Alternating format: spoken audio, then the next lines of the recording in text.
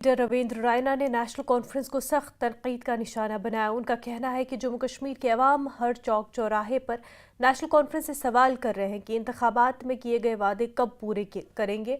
उन्होंने कहा कि मुफ्त बिजली, डबल राशन, गैस सिलेंडर और लाखों नौजवानों को रोजगार देने के वादे का क्या हुआ। अगर हुकूमत ने आने वाले असेंबली सेशन में इन मसाइल पर बात न की तो बीजेपी उनकी जवाबदेही पर सवाल उठाएगी। कॉन्फ्रेंस ने जो चुनावों में आवाम से, लोगों से वादे किए थे, आप पूरे जम्मू कश्मीर के कोने कोने से ये आवाजें उठ रही हैं कि उन वादों को पूरा किया जाए।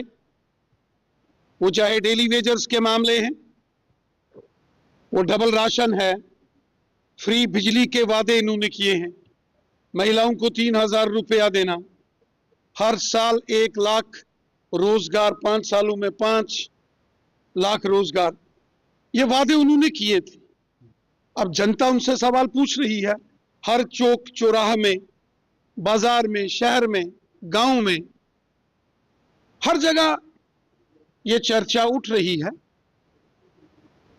चूंकि जनता ने, जम्मू कश्मीर की आवाम ने सरकार बनाने का मैंडेट नेशनल कॉन्फ्रेंस को दिया है और उनकी सरकार बनी है और उन्होंने जो वादे किए हैं वो उनको पूरे करने हैं, करने पड़ेंगे, वरना सरकार की क्रेडिबिलिटी के सामने सवालिया निशान खड़ा हो जाएगा।